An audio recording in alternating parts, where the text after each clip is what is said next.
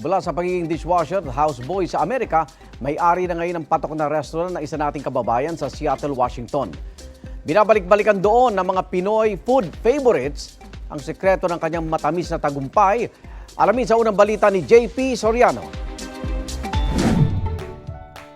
Sa dami ng kainan sa Amerika, may isang restaurant sa Seattle, Washington ang pinipilahan.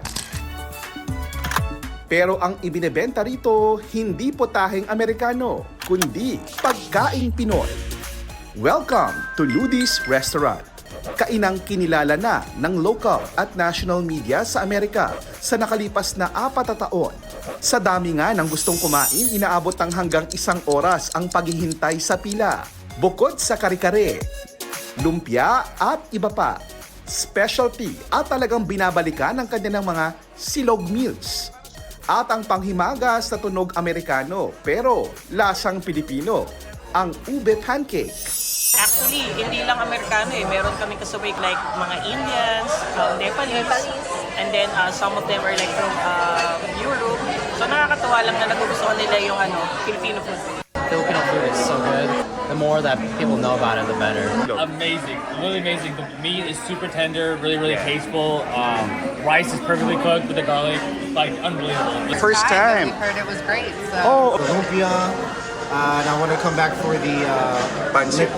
lechon. Lechon.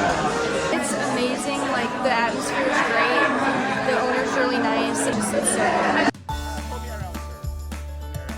Ang may-ari na tinutukoy ng mga customer ay si Gregorio Rosas o Tito Greg kung tawagin ngayon. 1978 nang dalhin sa Seattle, Washington ang isang Jewish family mula sa Pilipinas si Greg. Nang pumanaw ang nag-ampon at nag-alaga sa kanyang si Nanay Ludi, nag-umpisa si Greg bilang tagahugas ng pinggan at houseboy sa diner. Hanggang sa nakita ng may-ari ng diner ang potensyal ni Greg sa pagluluto at saka pinromote bilang assistant cook. Wala akong nanay, wala akong tatay. Pinalaki ko ni Aling Ludi na may karinderya. Dahil sa sipag at katapatan ni Greg sa kanyang American employer na may-ari ng diner, ipinamana sa kanya ang pwesto ng restaurant.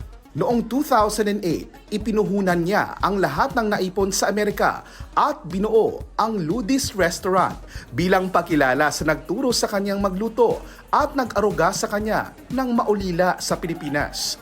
Di raw inakala ni Greg na papatok sa panlasa ng mga Amerikano ang ating mga silog dishes. Pero ang tiyak daw siya, bit-bit niya ang pagiging Pinoy na masayahin at palakaibigan. Bagay na sikreto raw niya sa tagumpay. Mahalin mo yung ginagawa mo. Tsaka be genuine to yourself kasi makikita ng kapwa-tao yan.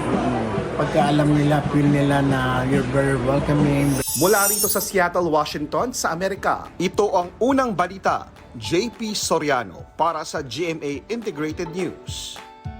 Igan, mauna ka sa mga balita. Mag-subscribe sa GMA Integrated News sa YouTube. Sa mga kapuso abroad, subaybayan nyo kami sa GMA Pinoy TV at sa www.gmanews.tv.